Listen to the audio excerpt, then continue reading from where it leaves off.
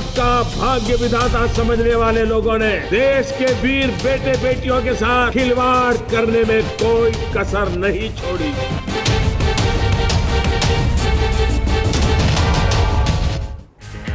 भारतीय वजीर आजम नरेंद्र मोदी की अक्ल ठिकाने आ गई। पाकिस्तान के खिलाफ बात करने से पहले सोचने की पॉलिसी पर अमल पैरा होने लगे। साबिक फौजियों की तकलीफ से खिताब में पाकिस्तान के खिलाफ बात करने से इज्तनाब किया। मोदी ने सिर्फ कांग्रेस को निशाने पर रखा और अमन की बातें करते रहे।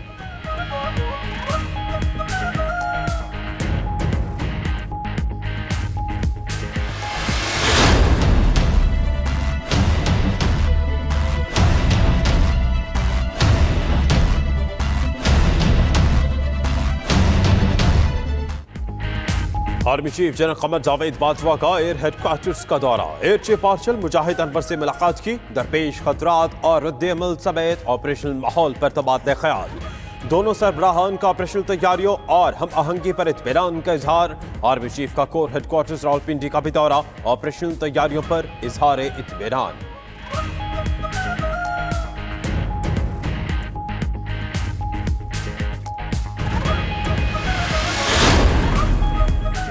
फिर वाजे करते हैं, भारत ने हमला किया तो फौरी और भरपूर जवाब दिया जाएगा। शाह महमूद कुरैशी कहते हैं वज़ीर आज़म ने वज़ीर ख़ारिजा मुलाकात की तजवीज़ दी, भारत मानने के बाद मुकर गया। आइंदा माह अहम आलमी शख्सियात पाकिस्तान के दौरे करेंगी। उधर शाह महमूद से चीन, जापान और बरतानिया के वज़ीर ख़ारिजा के टेलीफोनिक राब्ते।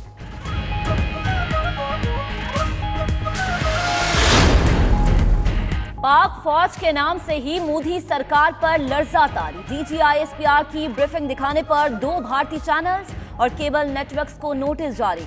उधर डरपोक भारतीय फौजियों के बच्चे भी बुज़दिल निकले। भारतीय फौजी अफसरान ने सिक्योरिटी के लिए सुप्रीम कोर्ट का दरवाजा खटखटा दिया।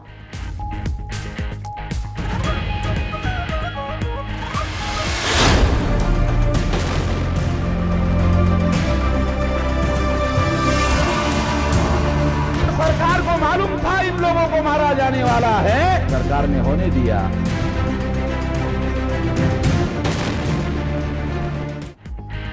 पुलवामा का ड्रामा, भारतीय समाजी रहनुमा ने पोल खोल दिया। वुमेन विश्वम का कहना है कि हमला पाकिस्तान के खिलाफ भारत की साजिश है। हुकूमत को हमले का 8 दिन कबल ही इल्म था। पाकिस्तान को बदनाम करने के लिए हमला होने दिया।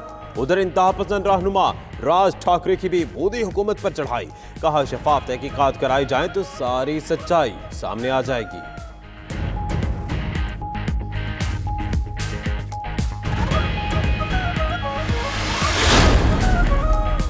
साबिक भारतीय कप्तान गंगोली ने अपनी ही हुकूमत और वोट को आईना दिखा दिया। कहा भारत किसी भी सूरत पाकिस्तान को वर्ल्ड कप से बाहर नहीं करा सकता। ICC भारत के दबाव में आकर ऐसा कोई फैसला नहीं करेगी।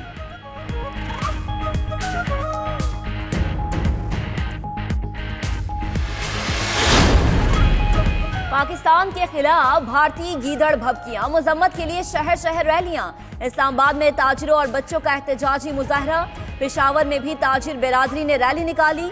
लंडी कोतल, दीरबाला, मुजफ्फराबाद, मीरपुर और दीगर शहरों में भी मुजाहरे। शरका के भारतीय हुकूमत के खिलाफ नारे।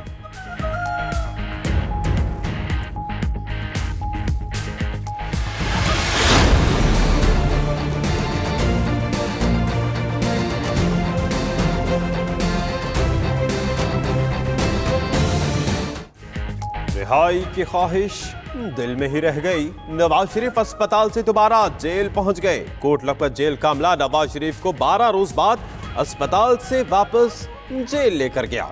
जेल मुंतकली से कबल नवाज शरीफ से शहबाज शरीफ और मरीम नवाज की मुलाकात।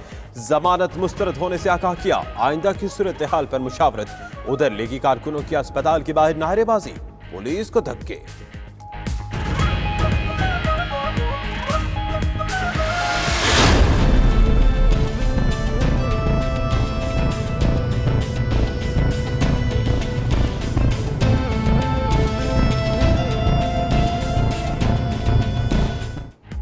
नवाज शरीफ की तिबी बुनियादों पर सजा मौतली की दरख्वास्त मुस्तरद। इस्लामाबाद हाईकोर्ट ने दरख्वास्त नाकाबिल समाअत करार देकर खारिज कर दी। 9 सफ़हात पर मुश्तमिल फैसले में कहा कि नवाज शरीफ को ऐसी कोई बीमारी नहीं जिसका इलाज मुल्क में ना हो। गैर मामूली हालात का केस नहीं बनता। उधर लीगी रहनुमाओं का कहना है फैसले से मायूसी हुई, सुप्रीम कोर्ट में अपील करेंगे।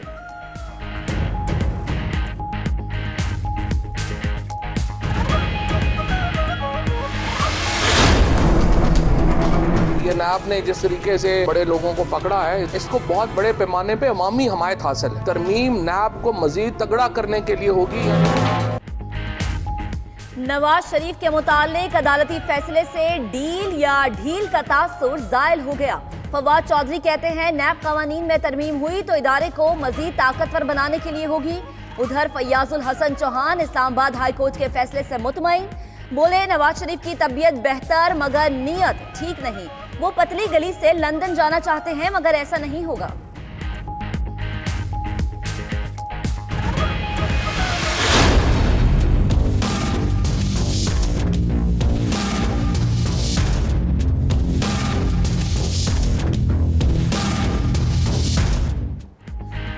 सानह मॉडल टाउन मुस्लिम लीग नून के रहनुमाओं का नई जेआईटी के सामने पेश न होने का फैसला। राना सनाउल्लाह कहते हैं इस जेआईटी की कोई कानूनी हैसियत नहीं। तहकीकाती टीम ने शहबाज शरीफ, हमजा शहबाज, चौधरी निसार, ख्वाजा आसिफ, आबिद शेर अली और राना सनाउल्लाह के अलावा 28 पुलिस एहलकारों को भी पेश होने की हिदायत की है।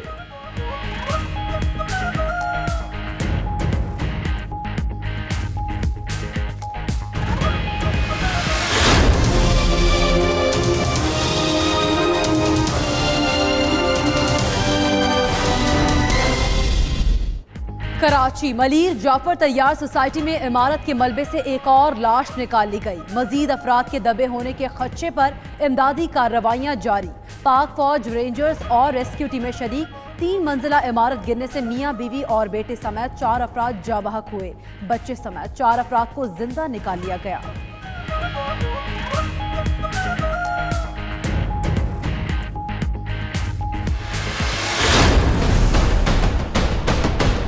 मैं एमकेएम लंदन के बचे कुछ इमरान और ये वाज़ेह करना चाहता हूँ कि अब कराची में वो नो गो एरियाज मौजूद नहीं हैं जहाँ कार्रवाई करने के बाद ये मुल्ज़िमान छुप सकें। कराची में टारगेट किलिंग में मुलव्वस एमकेएम लंदन के 8 कारिंदे गिरफ्तार। सिंध रेंजर्स के कर्नल फैसल की प्रेस ब्रीफिंग, कहा टारगेट किलिंग टीम की सरबराही सलीम बेल्जियम करता था। कराची के अमन को खराब करने के लिए तसलसल से वाक़यात रूनुमा हुए। टारगेट किलर्स की ऑडियो रिकॉर्डिंग भी रेंजर्स के पास मौजूद है।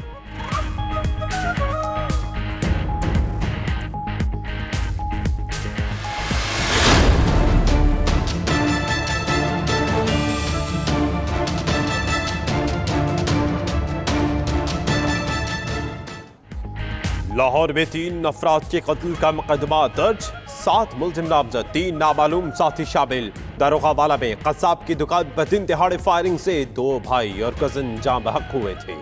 नाचिटी न्यूज ने सीसीटीवी फुटेज हासिल कर ली।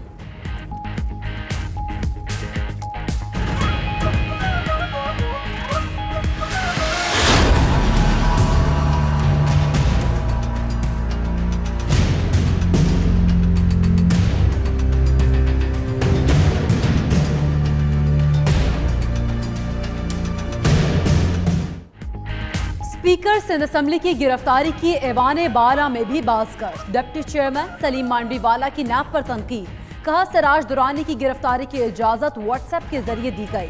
शरी रहमान बोली मुंतखब नुमाइंदों की तस्दील की जा रही है। मुशाहिदुल्लाह ने कहा हुकूमत ऐसे काम ना करे जिनका दफा मुश्किल हो जाए।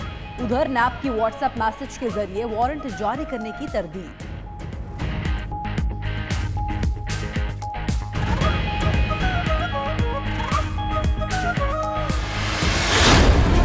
किसके तन पे क्या था ये आप मुझे बताएंगे? 21वीं सदी में नकाबपोश लोग कराची की सड़कों पे निकलकर आ गए। कौन वो लोग थे? क्या एक्शन लिया सिंध हुकूमत ने उस पे? उसके बाद रोजाना मेरे घर पे इन्होंने हमले कराए हैं। फरियाल तालपुर साहिबा उनके घर बैठे हुए थे। होम मिनिस्टर बात करेंगे तो मैं भी एक एक के चट्टे यहाँ पे खोलूंगी। विफाकी वजीर फहमीदा मिर्जा पाकिस्तान पीपल्स पार्टी पर बरस पड़ी। सबका कच्चा चट्टा खोलने की धमकी। फरियाल तालपुर पर अपने घर पर हमले कराने का इल्जाम भी लगा दिया। कहा 21वीं सदी में नकाबपोश लोग कराची की सड़कों पर निकल आए। सिंध में खुलेआम कत्लो गारत की गई, सिंध बैंक को लूटा गया। फहमीदा मिर्जा की तकरीर के दौरान पीपल्स पार्टी के अरकान का हंगामा।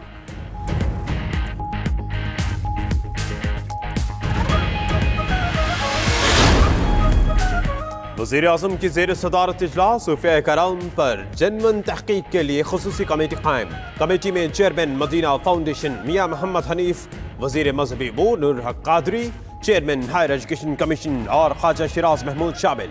वज़ीर-ए-आज़म इमरान खान का कहना है कि इस्लाम की तरवीज में सूफिया कराम के किरदार से नौजवान नस्ल को रुशनास कराना वक्त की अहम ज़रूरत है।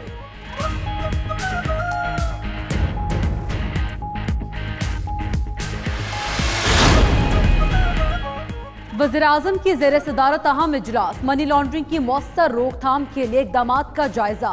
मनी लॉन्ड्रिंग की रोकथाम के मुतालिक कामयाबियों पर ब्रीफिंग। इजलास में असद उमर, शहजाद अकबर, इफ्तिखार दुरानी और दीगर हुकाम शरीक हुए। उधर वज़ीर-ए-आज़म की रजिस्टर्ड अफगान मुहाजिरीन के बैंक अकाउंट्स खोलने की हिदायत।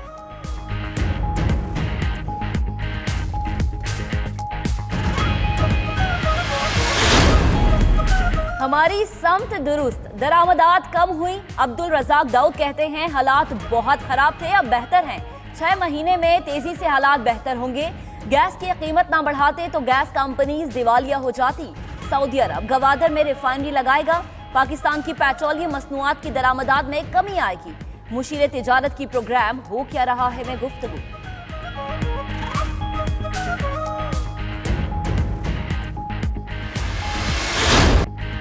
सरकारी स्कीम के तहत हज दरखास्तों की वसूली आज भी जारी रहेगी। पीर को शाम 7 बजे तक 20,069 दरखास्तें जमा हो गईं। तमाम बैंकों की मुकर्ररा शाखों में दरखास्तें 6 मार्च तक जमा कराई जा सकती हैं। बैंक हफ्ते और एतवार को भी खुले रहेंगे। कुरानंदाजी 8 मार्च को होगी।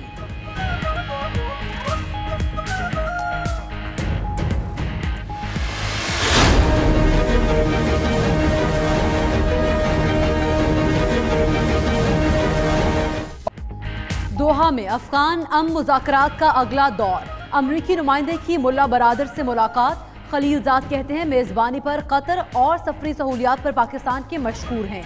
तालिबान तर्जुमान बोले पीर को अमरीकी और तालिबान वफ्द में इफ्तिताही सेशन हुआ। आज से बाकायदा मुज़ाकरात होंगे।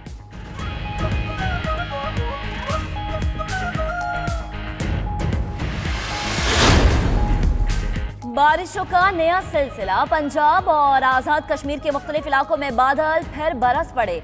लाहौर, जेहलम, गुजरात, चिन्योट, फैसलाबाद, पाकपतन और दीगर इलाकों में बारिश हुई। जलालपुर भटिया में यालाबारी। उधर पीर महल के खेतों में आसमानी बिजली गिर गई। 3 भाई जाम बहक। फैसलाबाद में छतें गिरने से एक शख्स जाम बहक, 3 बच्चों समेत 4 अफराद जख्मी।